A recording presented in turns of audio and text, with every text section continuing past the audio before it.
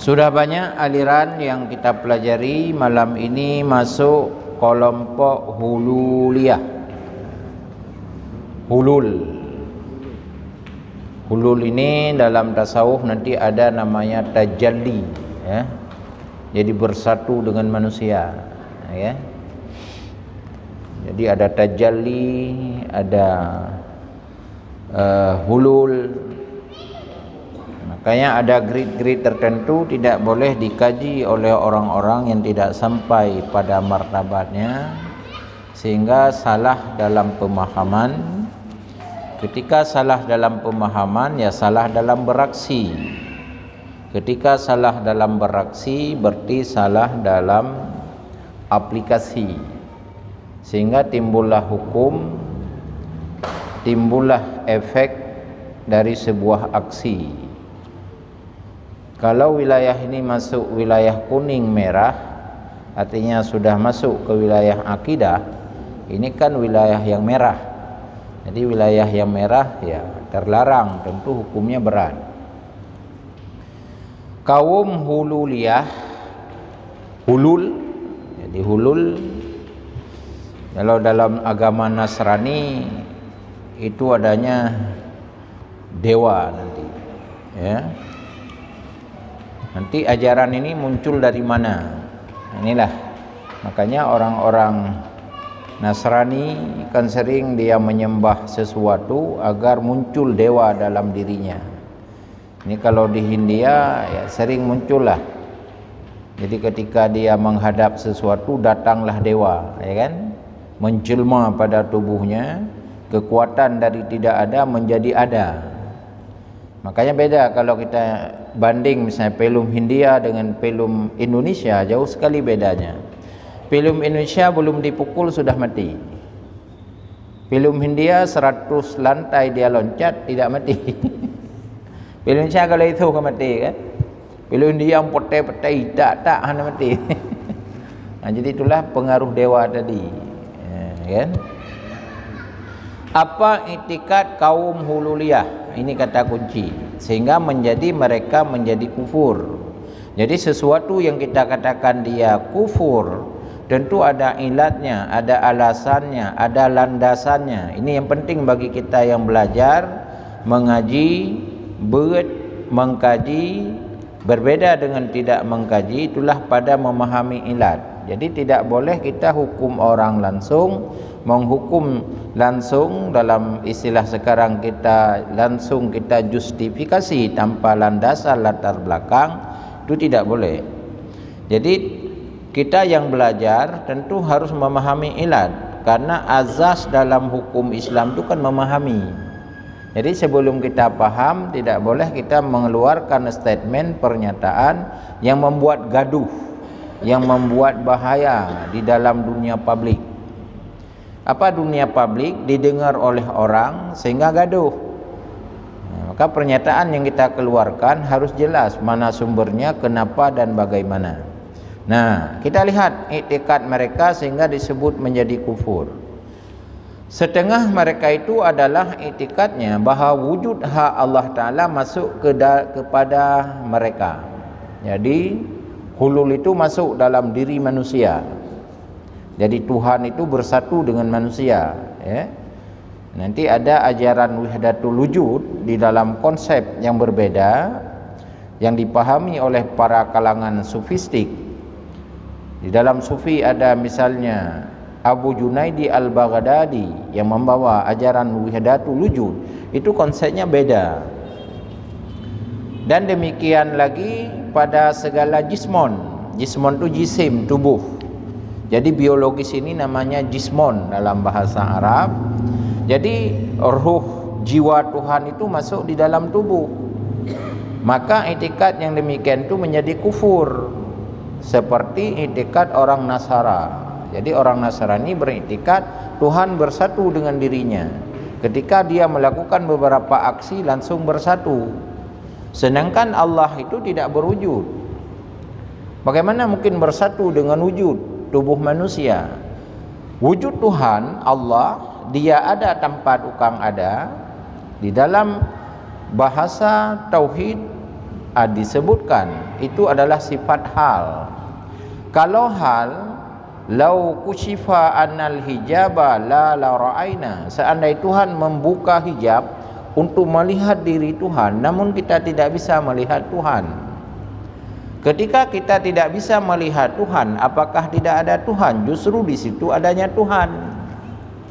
Kalau itikad ini mengatakan benda masuk pada jismon, berarti Tuhan butuh objek. Ini logikanya. Agak sente, jamun tu nak sente, cok sente tu bo.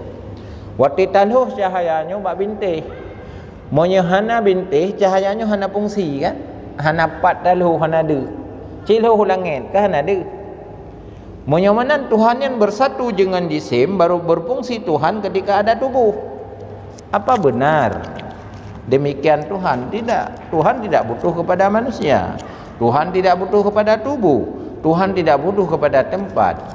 Itulah makna qiyamuhu binafsih. Maknanya dua. Pertama, Allah tidak butuh kepada mukhasis yang pernah Tuhan.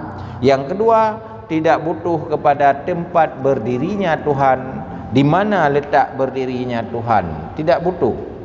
Maka qiyamuhu binafsih diartikan berdiri ia dengan sendirinya, memiliki dua dimensi makna. Pertama, Tuhan hanya butuh kurung pegat.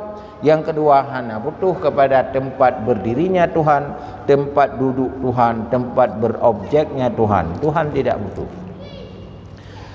Kalau kelompok hululiyah ini dia beriktikad Tuhan bersatu dengan tubuh manusia, itu menjadi kufur. Kenapa? Berarti Tuhan butuh tubuh, Tuhan butuh objek, Tuhan butuh tempat. Sedangkan Tuhan qiyamuhu binafsih tidak butuh kepada tempat. Kembali kepada persoalan pokok. Jika ada itikad yang mengatakan Tuhan butuh tempat, maka itikad itu dipastikan kufur. Kenapa? Menentang dengan sifat Allah qiyamuhu binafsih. Di dalam akidah Nasrani, jadi Tuhan menjelma dia. Maka mereka masuk di dalam Trimurti. Ya. Kalau di dalam gereja ada Trinitas, di dalam Hindu adanya Trimurti. Dia dewa menjelma pada diri-diri manusia. Maka coba perhatikan kalau kita sering menonton film Hindia, ketika ada masalah, ketika dia butuh kepada dewa, langsung beraksi dewa kan? Ada cahaya, dia masuk dewa dalam tubuh, itulah disebut jismon. Itu akidah yang kufur artinya. Ini berkaitan dengan sifat qiyamuhu binafsih. Kalau kita sudah paham qiyamuhu binafsih, berarti kita paham bahwa kelompok hululiyah ini bertentangan dengan sifat qiyamuhu binafsih. Artinya Tuhan tidak butuh kepada yang menciptakan Tuhan, Tuhan tidak butuh kepada tempat objek berdirinya Tuhan. Sedangkan kelompok ini Tuhan sudah butuh objek pada tubuh manusia, kepada jismon. Maka kelompok ini menjadi kufur karena dia beriktikad Tuhan butuh tempat beraktivitas dalam bentuk jasad. Itikad terus berkembang. Aliran sesat ini bukan hanya pada zaman ini, sudah mulai zaman Nabi ke Nabi sudah ada. Cuman motifnya berbeda-beda, substansinya hampir sama. Misalnya kita lihat di dalam Al-Quran ketika Allah menceritakan bagaimana, kenapa dan bagaimana orang Yahudi menganggap Uzair itu anak Tuhan. Sedangkan orang Nasrani kenapa dan bagaimana dia sehingga muncul menganggap bahwa Isa anak Tuhan. Nah, maka Allah jawab dalam Al-Quran, nanti boleh lihat dalam surat Taubat ayat 30-31. Wa qalatil yahudu Uzair ibnullah. Yahudi berkata Uzair itu anak Tuhan. Wa qalatin nasara Isa ibnullah. Sedangkan orang Nasrani berkata Isa anak Tuhan. Perkataan ini tidak mendasar, bukan berdasarkan firman. Dengan bukti lihat ayat di berikutnya. Wattakhadhu ahbarahum wa ruhbanahum arbabam min dunillah. Yang berkata Uzair anak Tuhan, Isa anak Tuhan, itu hanya perkataan rahib, bukan perkataan Tuhan. Arbabam min dunillah. Jadi Rabbun satu Tuhan menjadi arbabun banyak Tuhan. Rabbun, arbabun.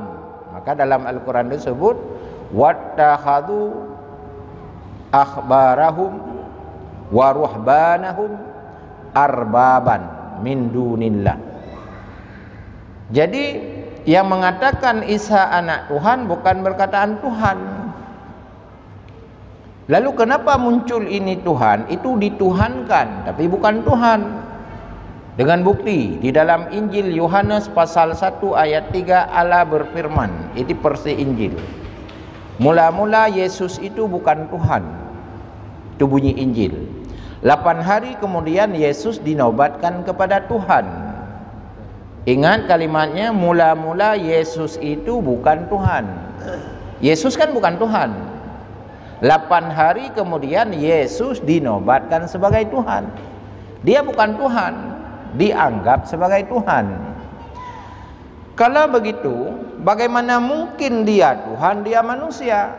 Karena Tuhan harus beda dengan manusia. Itulah yang kita pelajari sifat Allah, sifat 20, mukhalafatuhu lil hawadis. Allah bersalahan dengan yang baharu. Jika manusia itu Tuhan, apa beda manusia dengan Tuhan? Sedangkan Tuhan harus berbeda dengan manusia, harus berbeda dengan makhluk. Kalau begitu, Yesus itu bukan Tuhan, hanya dianggap sebagai Tuhan. Inilah muncul menjelma. Kenapa muncul Trinitas di dalam gereja? Dalam keyakinan orang Nasrani, dia persatukan dari 3 menjadi 1, disebut Trinitas, 3 dalam 1. Punya di Aceh yang naiknya warung 3 in 1. Nah, warung kopi. Warung kopi 3 in 1 samping apa? Hermes. Jadi dalam menjadi 1. Apa 3 konsep Tuhan dalam agama Nasrani? Tuhan Allah disebut Papa, Allah Papa, Ruhul Kudus, Bunda Maria. Bersatu 3 menjadi 1, itulah kekuatan Tuhan. Bagaimana Tuhan membutuh syirkah? Harus butuh kepada yang lain, itu bukan Tuhan, karena butuh yang lain kan? Sesuatu yang butuh kepada lain itu bukan Tuhan. Karena qiyamuhu binafsih, tidak butuh kepada yang lain. Dia sendirinya, tidak butuh kepada yang lain. Itu disebut mutlak. 2 konsep dalam sifat Allah, kelompok ini telah menentang secara hakikat, secara eksistensi di dalam pemahaman-pemahaman akidah. Maka dipastikan aliran ini menjadi kufur karena dia telah persatukan manusia dengan Tuhan. Dan setengah mereka itu adalah itikadnya, dikatanya bahwa harus memandang kepada perempuan yang elok farisnya dan kepada muda belia, dan adalah mereka itu menahan diri dan bersuluk seperti katanya elok farisnya. Itu suatu sifat daripada sekira sifat Allah Ta'ala turun dia kepada seharusnya kepada kamu, yaitu menjadi cium yang berdapatkan dengan dia, maka pekerjaan itu semata-mata menjadi kufur dan dalalah. Di dalam konsep alam itu ada namanya sunnatullah. Si A cantik, si B tidak, dan seterusnya. Itu sunnatullah namanya. Tapi sunnatullah itu adalah ada aturan sunnatullah. Allah memberikan alam air sunnatullah tenggelam. Angin bisa menerbang. Udara bisa berfungsi untuk menggerakkan sinyal-sinyal, atau dalam istilah ilmu-ilmu yang lain disebut adalah dalam fisika terjadi frekuensi-frekuensi di dalam gelombang-gelombang. Itu adalah bicara udara. Lalu udara ini baru dia berfungsi juga harus dengan sunnatullah, harus melakukan bentuk yang lain yang menampung signal ini. Maka lahirlah palapa. satelit itu kan menampung signal. Maka apa yang disampaikan lewat udara, lewat signal, maka ditampung menurut frekuensinya. Maka lahirlah misalnya F2, F3. Jadi hana meradu karena ditampung lewat sunnatullah pula. Benda yang kita lempar ke laut kalau besi dia tenggelam, sunnatullah kalau dipadu dia akan mengapung kan. Bahkan kapai hananom itu sunnatullah. Jadi sunnatullah maknanya dilawan, dijawab dengan sunnatullah. Nah, kalau wanita ini cantik, nah ini jadi persoalan di sini. Apakah sunnatullah manusia langsung bisa melakukan hubungan? Tidak. Dia berlaku sunnatullah hukum syariat. Boleh, tapi aturannya apa? Menikah dulu. Kalau tidak menikah, pertanyaan apa beda binatang dengan manusia? Apa beda hukum binatang dengan hukum manusia? Apa beda orang yang menikah dengan tidaknya? Maka lahirlah bab munakahat. Di dalam syariah adalah seperangkat aturan Allah, seperangkat hukum yang bisa menyusun dari semua gerak-geri dimensi kehidupan manusia. Kalau begitu perempuan muda belia di dalam konsep ini muda bisa melihat, karena itu bahagian yang diberikan oleh Allah, itu akan keliru berfikir secara liberal tanpa melihat bagaimana fungsi hukum yang lain. Jadi hukum tidak boleh lepas dia. Oh boleh ini, tapi aturan yang lain bagaimana? Nyo hartanyo jut apa ju? Wah halal. Bagaimana untuk halal? Butuh proses yang halal. Apakah ketika ada harta langsung boleh dicuri? Kan tidak. Kalau ini seorang perempuan ilatnya karena nafsu yang Allah berikan juga, tapi nafsu juga memiliki alur aturan. Bagaimana bisa masuk ke sana? Untuk membedakan hukum binatang dengan hukum manusia, dan membedakan hukum manusia yang patuh dengan tidaknya patuh. Maka kelompok ini menganggap semuanya sama.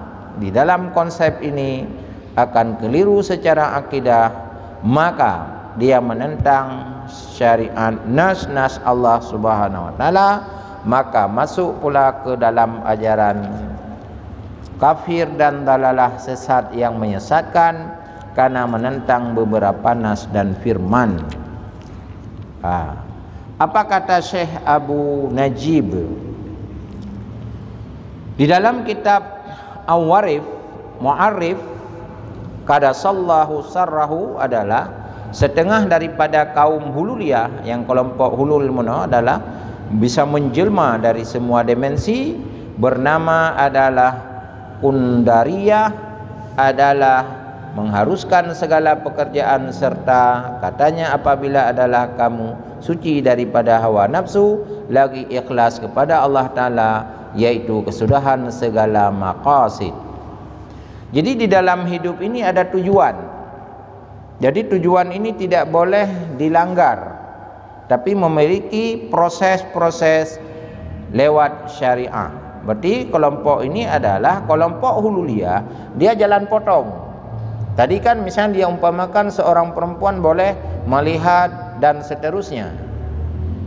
Ini kan telah memotong alur syariat kan? Di mana pernikahannya, di mana syarat walinya, di mana fungsi saksinya, di mana letak orang tuanya, bagaimana fungsi adatnya.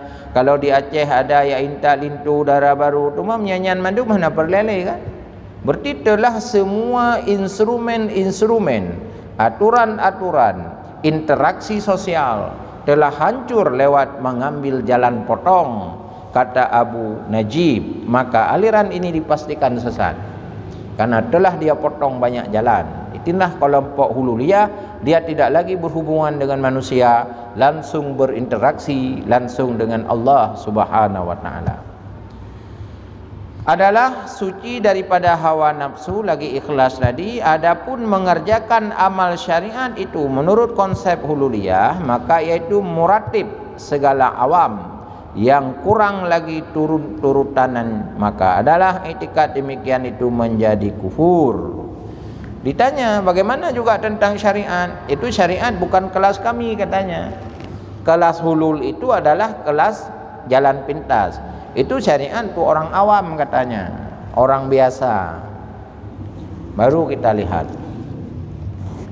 Bunyal Islamu ala khamsin syahadati an la ilaha illallah wa iqamis salah wasum waz zakah wal hajj man istata'a ilaihi sabila. Nah, kita bertanya secara konsep hukum. Apakah 5 rukun Islam ini Allah bedakan antara si alim dengan si jahil? Antara awam dengan si mutawasid? Kan tidak. Don alim na wajib sembahyang, wajib. Iron awam na wajib sembahyang, wajib. Sama kan? Syariat, enggak ada beda. Unyo kabrat hak malim, hana payah sembahyang li, hana sama wajib. Cuman makan grip di dalam pandangan para sufistik, para sufi, itu sisi amaliyahnya itu benar. Sisi grip amaliyahnya ada makam syadaid, ada hawaid, ada aqabah, ada taubah, ada raja, ada khauf. Itu sisi makam-makam sufi. Ada wara. Di segi sanggup-sanggup melakukan sifat ini, sisi ini perbedaan pada sifat, bukan pada syariat. Adapun pada syariah, kewajiban salat masih sama, kewajiban haji masih sama jika sudah mampu, dan zakat juga sama. Jadi tidak ada beda. Kalau begitu tidak ada alasan yang mendasar jika orang berkata hukum syariat ini untuk orang awam saja. Kelompok ini sudah terjadi di Aceh. Di Pekanbadak sebelum tsunami pernah terjadi, dia mengatakan tidak wajib lagi salat Jumat. Grid mereka sudah salat ke Arab Saudi. Logika hari ini, artinya dunia fakta hari ini, tidak mungkin bisa kita sebodoh itu. Karena beda Arab Saudi dengan Indonesia Aceh berbeda 4 jam. Tanya orangnya poh padu, biara poh. Kalau itu semayang athai kok ini. Itu kata semayang Insya kan. Menyang kepegah ini padu poh 12 agak semayang Jumat ini. Poh 12 orang ini balik semayang subuh. Di mana semayang Jumat?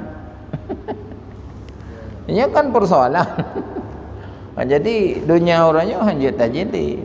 Makanya menyetajak bab-bab tempat yalah taruhlah yang standar internasional termasuk hotel. Nyanjim itu limang boh duduk jam. Indonesia bagian barat, Indonesia bagian timur, ada Siknai, ada timur, beda jamnya. Indonesia poh 12. Di Arab Saudi poh padu. Di Siknai jam berapa? Jadi ada jarak waktunya, berbeda wilayah benua Afrika ya berbeda dengan wilayah Asia Tenggara. Berbeda. Makanya ada 10 keanehan dunia yang hari ini sedang berkembang kalau kita membaca dalam dunia informasi. Salah satu keanehan dunia adalah azan. Azannya 20 jam habis-habis nak azan. Cikalan. Tanya oleh karing beda dengan Kerung Raya.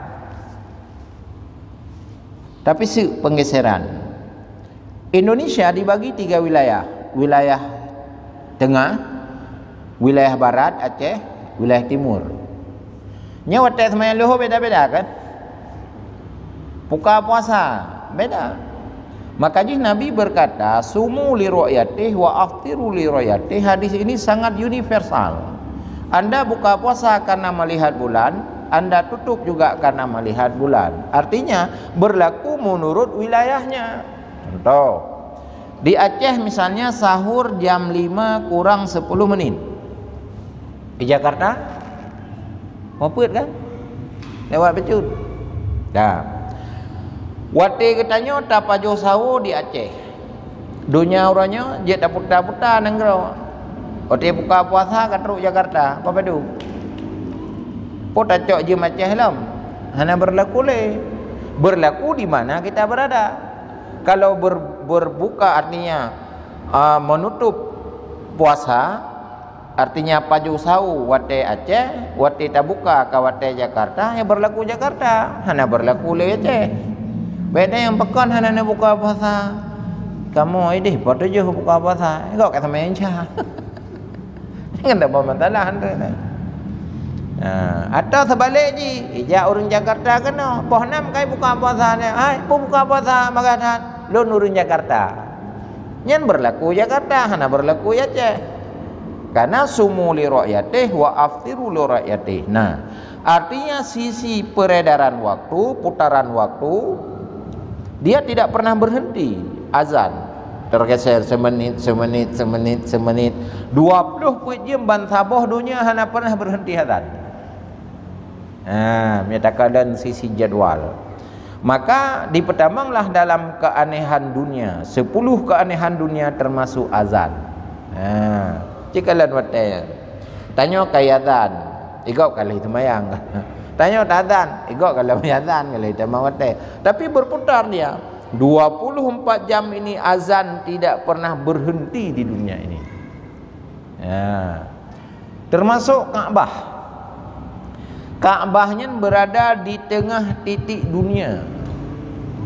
Maka ji hanjat tangan tahu Ka'bah lain untuk haji. Jadi baik rencana orangnya nanti duduk 22 tahun kah baru truk jak wajib menyata bayar peng tengah. Itu Pulau Lampuh tengah. Ya bayar ONH. Lun berangkat ji tahun ke. Pre 22 tahun. Mam ya umur kai mang Pulau. Badat kah anda temang jak wajib. Nah, boka kita mikir orang cara mana macam baik kabut. Dan pegah Kaabah belang padang macam tabo. Tiap Jumaat merompak je wajib belang padang. Tak. Walaupun tak fotokopi paste persih Kaabah padu panjang lebar padu kan. Punya orangnya nak arsitektur rijak ke dia foto mandum. Ipu ori pegak gambar lagi kan. Sah hajihan. Karena Ka'bah yang dimaksud adalah Ka'bah Baitullah yang dibangun oleh Nabi Ibrahim dan berada di kota Makkah, dan Ka'bah itu berada di tengah-tengah titik dunia. Itulah tempat bersatunya manusia. Maka jika orang berkata haji tidak ke Baitullah, ya kufur. Karena dia menentang pada prinsip syariah. Kelompok ini kenapa jadi kufur tadi? Dia membedakan orang awam dengan orang yang sudah grade tinggi. Dia mengatakan tidak perlu lagi mengikuti aturan syariah. Ini sangat keliru di dalam akidah karena menentang beberapa nas Al-Quranul Karim. Kembali kepada kelompok hululiyah yang dia mentikut bahwa manusia bisa menjelma dalam tubuh manusia. Itu adalah aliran yang keliru, disebut ajaran hulul, ya. Ada tajalli, ada hawali, tajalli, ya, hulul. Nanti dalam sufi beda-beda tingkat, tapi sufi itu berbeda. Dia ada cara tersendiri memahami yang berbeda dengan hukum pada kebiasaan. Jadi istilah tajalli dalam sufi berbeda. Itu sisi ibadahnya. Jadi ketika dia ibadat, jadi merasa hilang dirinya, disebut dengan duk. Jadi dalam sufi ada duk dia. Duk itu ketika kita meratib, bahkan mesti taruhlah baktanya natawajuf, nasulu. Bahkan orang meratib mulai lampu, ya kan? Dia kan tak boleh lampu. Nyen kan salah satu metode supaya khusyuk, ya kan? Mam ya urang hang kusyuk. Dah tak pelan kan dia kusyuk. Tapi apakah tidak boleh pelan? Itu kan cara. Berusaha kan perlu kan? Tak usaha pakan nganyan tengok ke kubu, tengok dalam tepuk. Nah, aja ada hikmah itu sisinya. Silakan saja. Karena itu ada hikmah. Pakan dalam suluk hana gebi pajuh makanan yang berdarah, hana gebi pajuh hungkut. Karena makanan yang berdarah itu adalah protein hewani yang mengandung gizinya adalah untuk merangsang nafsu. Maka orang yang makanannya banyak hewani, protein hewani, itu biasanya nafsu